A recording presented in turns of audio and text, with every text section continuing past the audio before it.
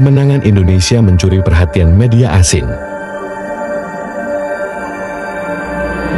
Keberhasilan Timnas Indonesia menumbangkan raksasa Asia Arab Saudi cukup menghebohkan negara-negara Asia Tenggara seperti Malaysia. Malaysia nampaknya terkejut dengan kehebatan Timnas Indonesia yang sudah jauh meninggalkan Timnas Malaysia. Di kemenangan yang mengejutkan ini, ternyata juga mendapat sorotan dari media Barat. Mereka memperbincangkan kemungkinan Indonesia lolos ke Piala Dunia tahun 2026. Satu tentang Indonesia yang baru-baru ini mencipta sejarah. Indonesia adalah satu-satunya wakil Asia Tenggara di peringkat pusingan ketiga kelayakan Piala Dunia, the final stage. Dan baru-baru ini mereka mencipta sejarah sebagai pasukan dengan pencapaian terbaik di pusingan ketiga kelayakan Piala Dunia dalam sejarah bola sepak Asia Tenggara.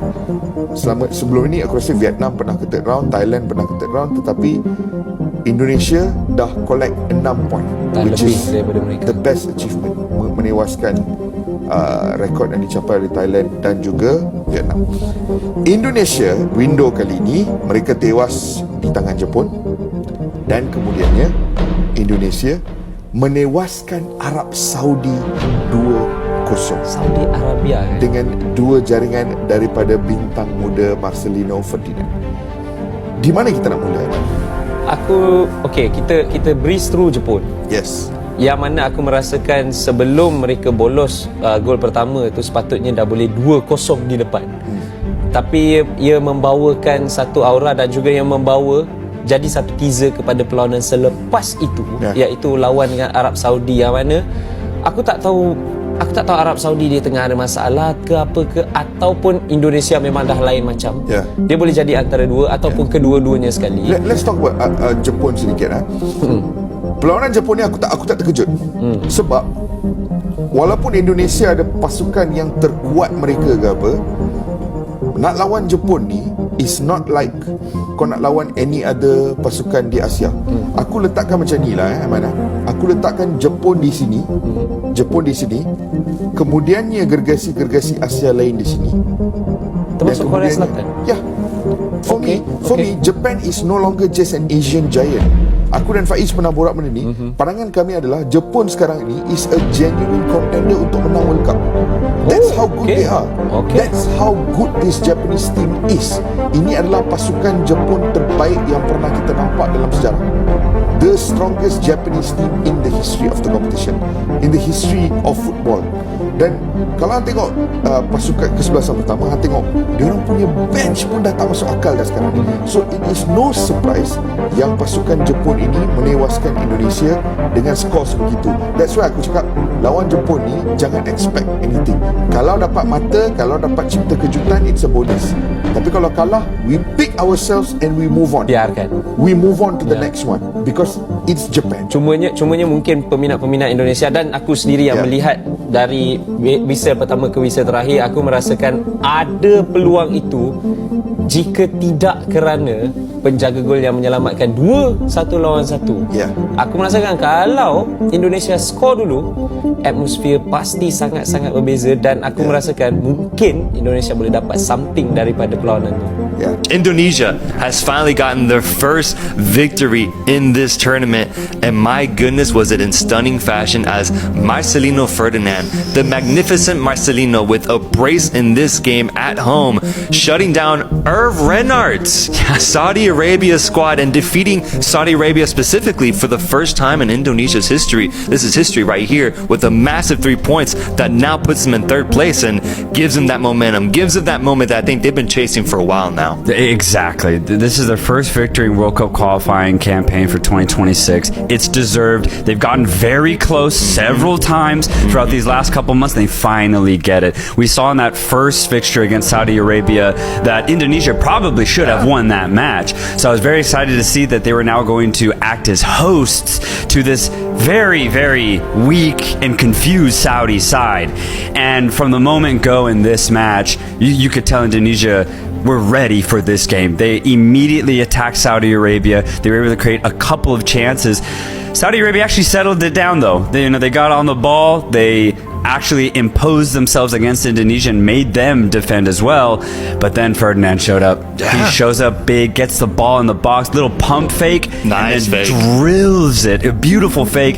Indonesia go up 1-0. It's absolute scenes. It's scenes, dude, and that's what makes me happy because we've been seeing the atmospheres that they can provide for this team, but they've had to settle for draws or a couple losses, especially after the game we saw against Japan as well, happening at home. To give them this performance, I think was fitting. And then Ferdinand, I mean, swagged out, man, feeling himself with that kudu celebration after the second goal with the beautiful chip shot improvisation over the goalkeeper to give them the 2-0 lead. Goes and sits down on the chair. I love moments like that. And Indonesia was just, it was a party, bro. It was a party as they get 3 massive points here. And for Saudi Arabia, man, I mean, I want to come and ask you the question. Do you think Hervé Renard can save this team? No. And that's the thing. When I saw that Renard got called back to be coach of Saudi Arabia, let's remember he was the coach for the entire 2022 campaign.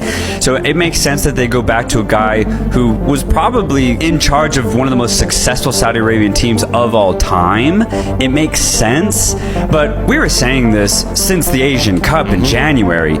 It's not even Mancini's fault that he couldn't succeed with this team. The players just simply don't have the talent anymore, man. They boast the worst offense out of all 18 teams in Asian World Cup qualifying. They only have 3 goals, man. Right. They only have 3 Bro, 3 goals. in 6 games? It's pathetic, They used to man. score that many in one match back in 2018. Exactly, man. Exactly. That's why I have no faith in this side, and no disrespect to Renard, but he's given an impossible task here.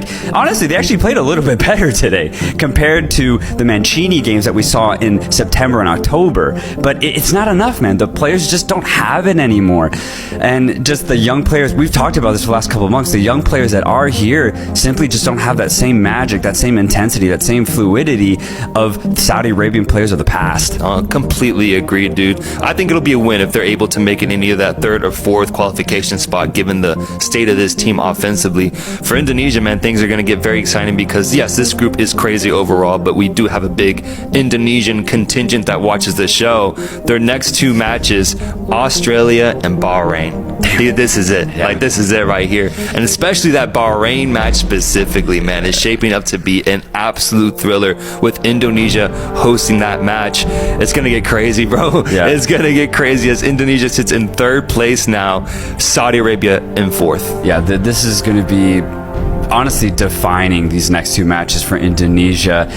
It's going to get really emotional, man, because we've seen in every game, I guess minus the Japan game, Indonesia get very, very close to winning. And finally, they're able to pull it off here.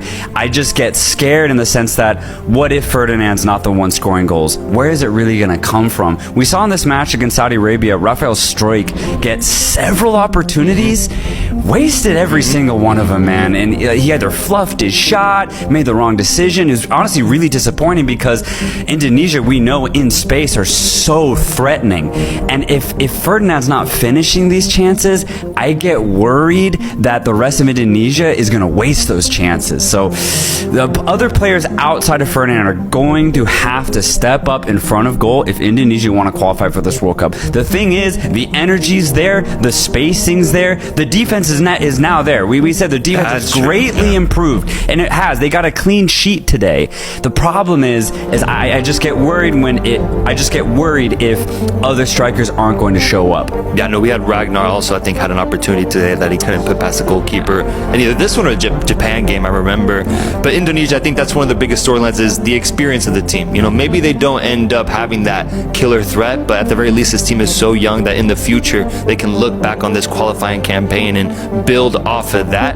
But I'm still hoping that they get to the World Cup because I was going to ask you, if you're Indonesian, I mean, if I offered you 3rd place after 6 games, 6 points, you've already played Japan once, do you take that deal given the state of how crazy this group is and that they're technically also tied for last on points, just goal differential making the difference? I think. Would you take it? No. I think if it's this tight, man, you got to go for 2nd place. You got to give everything to go for 2nd place. You got to make calls to Rafael Struijk every week and be like, how you doing, man?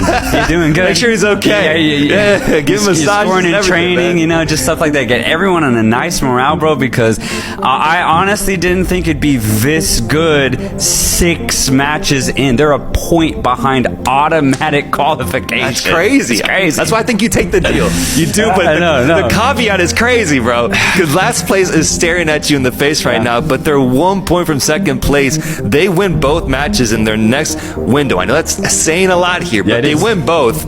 That could basically do it for them and automatically qualify them to the World Cup, bro. A ridiculous opportunity here for Indonesia, and you could say the same for basically all the teams here as well. Yeah, you could. And the reason we're so focused on that second place position is because, I mean, nothing is more clear in this region than Japan's dominance. Pertandingan selanjutnya Indonesia akan melawan Australia di kandang Disorot. Indonesia akan berjuang mendapatkan poin penuh di pertandingan ini. Bagaimana pendapatmu mengenai pembahasan kali ini, Sob? Tulis di komentar.